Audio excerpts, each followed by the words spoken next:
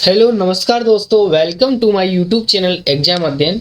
अभी हम NCERT class 7 भूगोल विषय को पढ़ रहे हैं, जिसमें हमारी यूनिट 3 है, हमारी बदलती पृथ्वी। इसको पढ़ रहे हैं। आइए देखते हैं, इसको पढ़ते हैं। वो स्थल मंडल क्या होता है? अनेक प्लेटों में विभाजित होता है।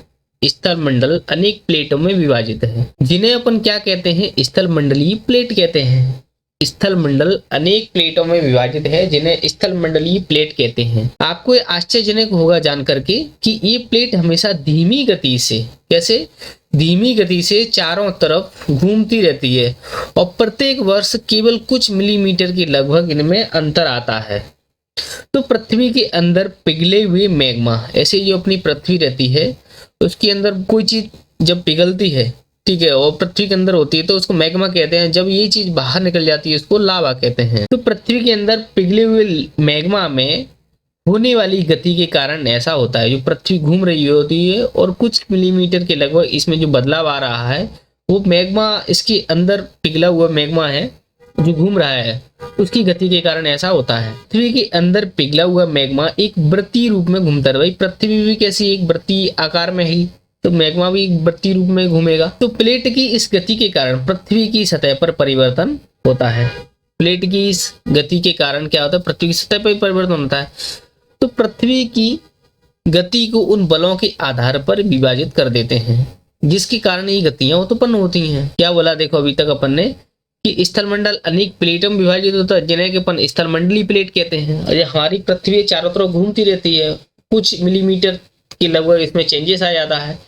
और ऐसा इसलिए घूमती है क्योंकि इस पृथ्वी के अंदर जो मैग्मा है उसके कारण ये वृत्तीय रूप में घूमती रहती है। जब ये प्लेट की इस गति के कारण पृथ्वी की सतह में परिवर्तन होता है, तो पृथ्वी की गति के इन बलों के आधार पर इसको विभाजित किया गया है, जैसा कि जिनके कारण गतियां उत्पन्न होती हैं। जो बल पृथ्वी के आंतरिक भाग में घटित होते हैं उसको अंतर्जनित बल या एंडोजेनिक फोर्स कहते हैं, और जो बल पृथ्वी की सतह पर उत्पन्न होते हैं बहिर्जनिक बल कहते हैं या एक्सोजेनिक फोर्स कहते हैं। अंतर्जनित बल कभी भी आकस्मिक गति उत्पन्न करते हैं तो कभी धीमी गति उत्पन्न करते हैं। जो पृथ्वी के अंदर जो बल उत्पन्न हो रहे हैं, कभी तो आकस्मिक खतरनाक वाली गति उत्पन्न कर देते हैं, कभी धीमी गति, जैसे कि भूकंप, ज्वालामुखी जैसी आकस्मिक गति के कारण पृथ्वी की सतह पर अत्यधिक हानि हो जाती है।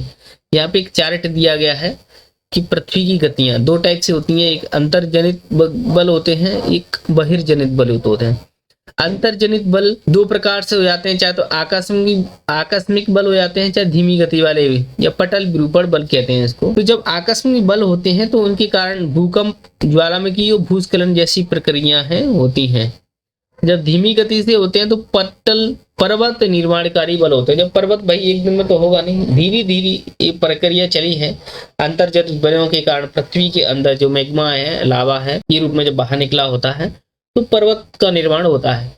और बहिर्जनित बलों में अपर्दन और निक्षेपण की क्रिया होती है। जैसा कि पता है, जो नदी हो गई, पवन हो गई, समुद्री तरंग हो गई, हिमनद होगी, नदी बहती है, ठीक है, तो जो कोमल चट्टानें होती हैं उनको काट काट कर लेकर आ जाती है और अपने बहाव के साथ में लेकर आ जाती है। और किसी ऐसे जो जहां पर नदी का बहाव कम हो जाता है तो वहां पर उन अपर्दन वाली जो होती हैं पदार्थ उनको ला करके निक्षेपण कर देती है।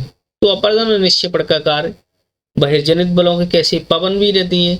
पवन जो कोमल मिट्टी होती है, कंकड़ पत्थर होते हैं छोटे बड़े, तो उनको रेत वगैरह, बालू वगैरह, तो उनको अपने साथ में, अपने तेज बहाव में अपने साथ ले आती है और किसी दूसरी जगह पर निक्षेपित कर, जहां पर उसका बहाव कम हो जाता है।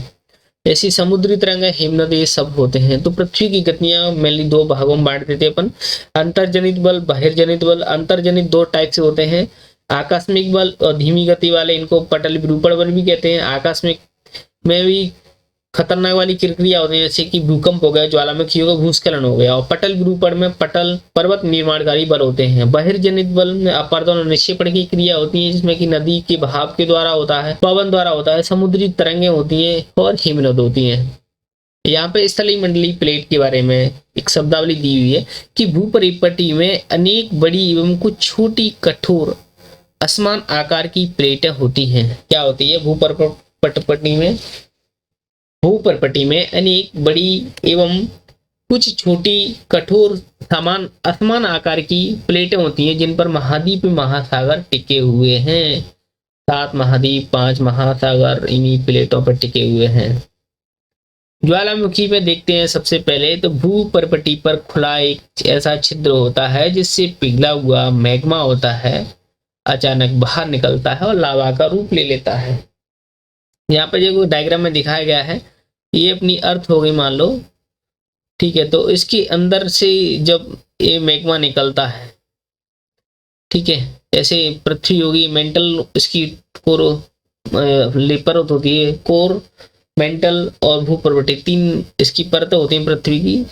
तो मेंटल के बाद भूपर्पटी आती है। तो यहाँ से जब मैग्मा निकलता है, जब लावा का रूप इस पाइप के माध्यम से निकलता है, तो जहां से सबसे पहले निकलता है जो मैग्मा उसको अपन क्रेटर कहते हैं, जहाँ से गैस एवं राख धुआं निकलता है। सिर्फ जब ये पिघला हुआ मैग्मा लावा का रूप धारण करके जब पृथ्वी की छतों पर विसरित होता है तो इसको ये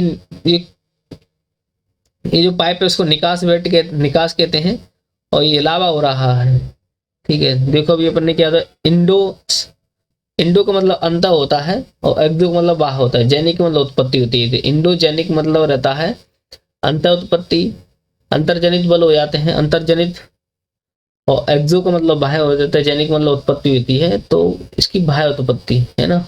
और फोर्स लगाया जाती है एंडोजेनिक फोर्स यानी अंतर्जात बल और बहिर्जात बल।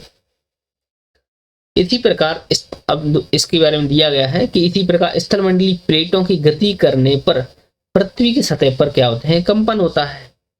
तो यह कंपन पृथ्वी के चारों ओर गति कर सकता है। तो इसी कंपन को क्या कहते हैं, भूकंप यानी भूकंप, यानी भू मतलब पृथ्वी, कंप मतलब कांपना, यानी पृथ्वी का कांपना ही भूकंप कहलाता है। तो इस प्रकार स्थलीय मंडलीय प्लेटों की गति करने पर पृथ्वी की सतह पर कंपन होता है और ये कंपन पृथ्वी के चारों ओर गति करता है तो उसको भूकंप कहते हैं। पर भूपर्पटी की नीचे वह स्थान जहाँ कंपन चालू होता है, भूपर्पटी के नीचे वह स्थान जहाँ कंपन आरंभ होता है उसको उद्गम केंद्र कहते हैं। उद्गम केंद्र के भू सतह पर उसके निकटतम स्थान को क्या कहते हैं, अधिकेंद्र कहते हैं। अधिकेंद्र से कंपन बाहर की ओर तरंगों के रूप में गमन करते हैं और अधिकेंद्र के निकटतम भाग में सर्वाधिक हानि होती है और अधिकेंद्र से दूरी बढ़ने पर भूकंप की तीव्रता भी कम होने लगती है। जैसा कि यहाँ पे दिखाया गया है डायग्राम के माध्यम से कि पृथ्वी है गई, तो यहाँ पर सबसे पहले भूकंप शुरू होता है तो इसको उद्गम केंद्र कहते हैं। वह स्थान जहाँ भूकंप उत्पन्न होता है, भूकंप की ऊर्जा का उद्गम केंद्र कहलाता है। और जैसे ही निकलता है यहाँ से पृथ्वी की सतह पर ऊपर आता है उसको अभिकेंद्र कहते हैं, अधिकेंद्र कहते हैं, सॉरी, ठीक है। और इस टाइप से ये चारों तरफ फैलने लगता है तो भूकंपी तरंगे सभी दिशा में बाहर निकलती है। बताया गया कि भूकंपी तरंगे 3 प्रकार की होती हैं, पी तरंगे, एस तरंगे, एल तरंगे। P4 प्राइमरी तरंगे, इनको अनुदैर्घ्य तरंगे भी कहते हैं। एस तरंगे सेकेंडरी वेव कहते हैं, इनको अनुप्रस्थ तरंगे कहते हैं। एल तरंगे लव वेव यानी पृष्ठीय तरंगे। इन तरंगों के गुणधर्म विषयों से यद्यपि भूकंप की भविष्यवाणी